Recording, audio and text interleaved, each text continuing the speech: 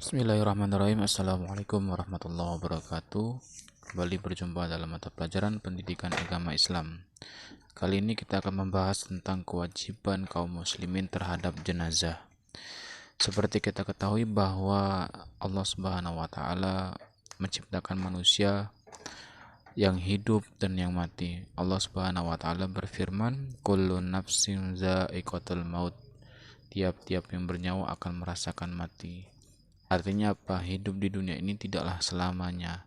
Akan datang masanya kita berpisah dengan dunia. Berikut isinya. Di antara kewajiban kaum muslimin itu ada hal-hal yang perlu kita perhatikan seperti memandikan jenazah, mengkafani jenazah, menyolati jenazah, atau sampai bahkan kepada menguburkan jenazah. Siswa-siswi SMA Negeri 2 Pelancermin kelas 11 IPS maupun IPA, kali ini kita akan membahas tentang kewajiban umat Islam terhadap jenazah. Apabila telah dinyatakan bahwa jenazah atau orang yang meninggal ini positif meninggal, maka ada beberapa hal yang harus kita perhatikan. Pertama, wajib bagi kita memejamkan matanya dan mohon ampun kepada Allah Subhanahu wa taala atas segala dosanya. Yang kedua adalah tutup seluruh badannya dengan kain sebagai penghormatan atau tidak kelihatan auratnya. Kalau orang itu sudah dinyatakan meninggal, maka wajib bagi kita menutupi seluruh auratnya. Yang ketiga adalah ditempatkan di tempat yang aman dari jangkauan binatang. Jangan sampai jenazah itu dia diganggu oleh binatang buas atau dicabik-cabik.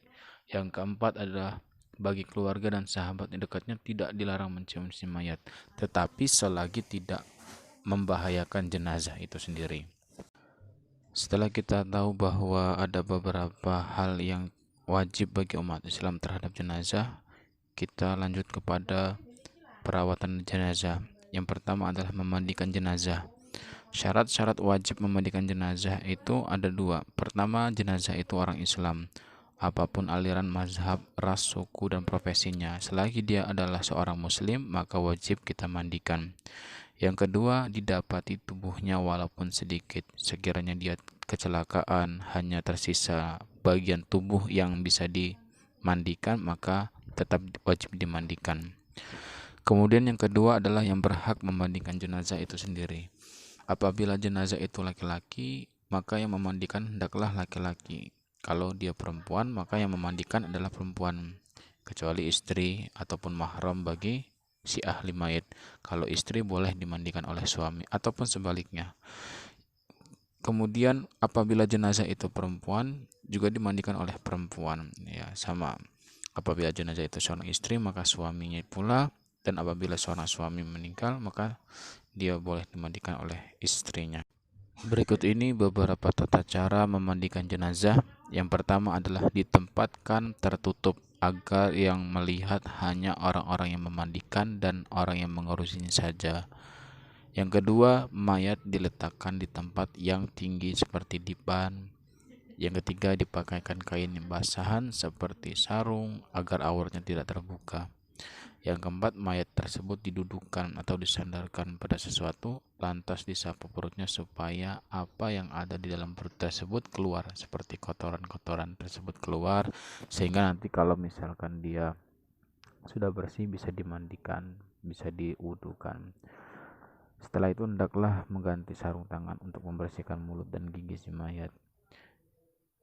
Kemudian membersihkan semua kotoran dan najis serta mewudukan. Setelah itu membasuh seluruh badannya. Disunahkan dalam setiap basuhan itu sampai 3 ataupun 5 kali. Setelah selesai proses pemandian, kita lanjut kepada proses mengkafani jenazah.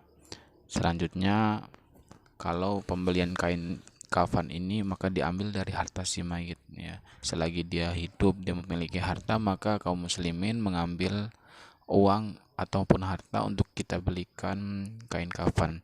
Kalau seandainya si mayit ini tidak ada uang ataupun tidak ada harta untuk membeli kain kafan, maka wajib bagi dia adalah ahli warisnya. Di sini siapa? Kalau ada seorang bapak, maka anaknya yang membelikan, atau sebaliknya kalau anak itu meninggal maka bapaknya membelikan. Tetapi dengan catatan kalau seandainya anak tersebut adalah seorang yang sendirian, tidak punya harta, maka kewajiban kaum muslimin adalah mengambilkan uang kas atau harta dari baitul mal, atau dalam hal ini kalau seandainya ada uang kas masjid, maka dibelikan untuk si jenazah tersebut.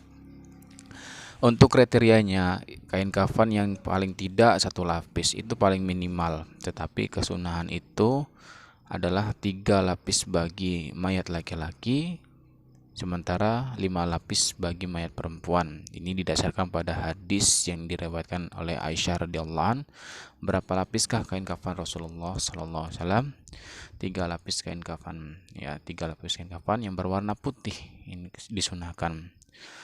Dan cara membungkusnya adalah hamparkan kain kafan helai demi helai dengan menaburkan kapur barus pada tiap lapis.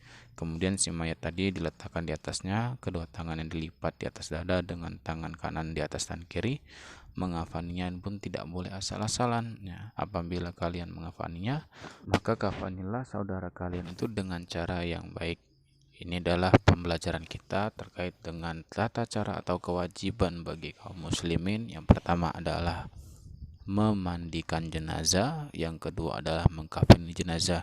Insya Allah akan kita lanjutkan di pertemuan yang akan datang tentang menyolati jenazah dan tata cara menguburkan. Wassalamualaikum warahmatullahi wabarakatuh.